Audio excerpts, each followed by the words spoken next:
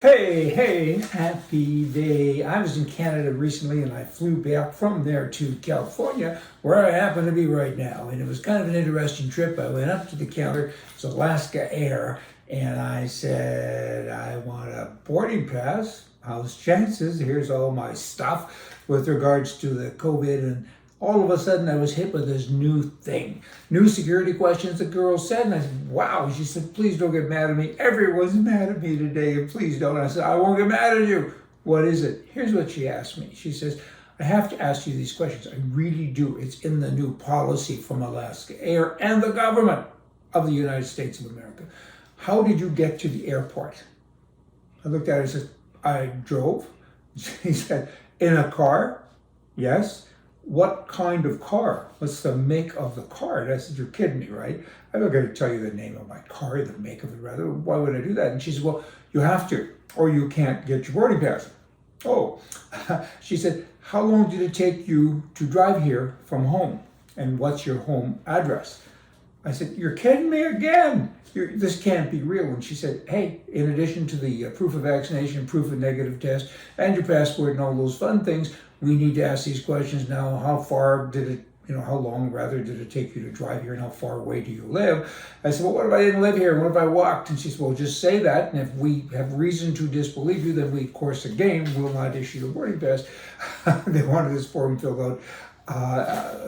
Also like one I had done online. I said, but I've already done that. And she said, we have to also have a hard copy. These are the new rules that are going on in this nation. I mean, this is craziness, totally crazy. California, that's where I flew to, was California. As I've already said, so here I am, and I'm going to tell you stuff now about California.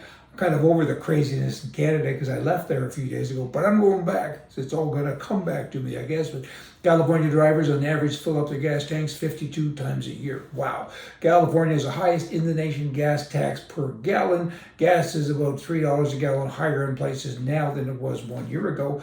Actually, I think that's even gone up because I gassed up today and I had to use the premium stuff or whatever it is, but it was $6.80 a gallon. $6.80. Back in Canada, it's over $10 now in most places. So, but anyway, that's about $60, maybe $70 more to fill up than it was not that long ago. That equates to, close to $5,000 a year, upwards to that. Did people get a raise of $5,000? I don't think so. Nice work, Joe. Nice work, Newsom.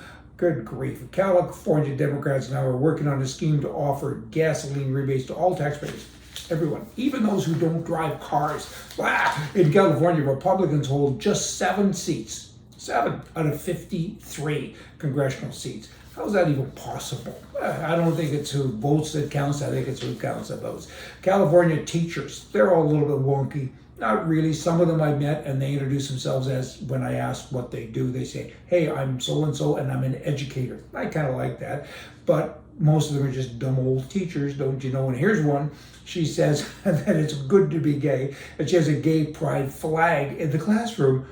And she took down the American flag. The good news is she's being investigated and she's been suspended now with pay, though, unfortunately, and so on. But it is what it is. But hey, another good thing that the CRPA, California Rifle and Pistol Association, is working on, and that is this concealed carry business.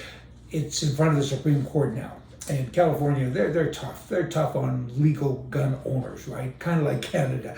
And now, though, it does appear that this case, if it's successful, and it appears that it will be, they think it's going to be heard in June, it's got a big impact on California people. Concealed carry applications, California, now after the Supreme Court decision, and New York State Rifle and Pistol Association caused the may issue now to adopt the shall issue.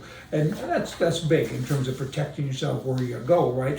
And I'm reminded from time to time, I know my Canadian people sometimes cringe when they hear about people carrying guns, but upwards to 50 million people apparently do carry firearms in the US of A. And I've had a concealed permit for a number of years. And I've been, not always, I haven't always been good at carrying guns with me, right? I have a very small one, and it's like putting on a watch once you get used to it. I know, again, that's kind of hard to think, but it is. But in any event, I think now you have to be more diligent. I think you need to carry, if you have a license and your FBI puts me through their check like every hour, if I've ever stolen bubblegum in my life or anything, I can't get, my license renewed and they take it away even and so on. So it's kind of a big deal. But in California now, they're hopeful that this will happen. And I hope so too, because in North Carolina recently, a man walked into a shopping mall, boom, boom, killed some good people. Terrible tragedy. We've all heard the stories about people, bad guys, going into churches and they get us at concerts, churches, shopping malls. So I think we have an obligation to carry. We may not like it. It sounds a little bit off. I get it. But.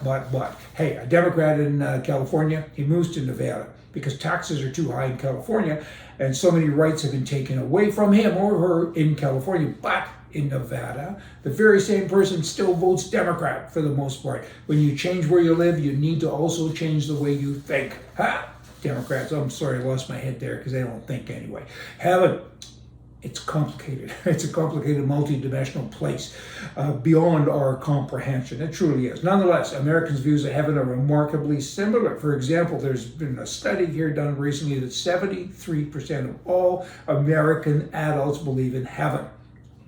Really, that's kind of neat because Americans can't agree on a whole bunch, but 73% believe that they're going to go to heaven. But liberals, hey, go to hell. Y'all come back tomorrow. We're going to have more for you from the right. See ya.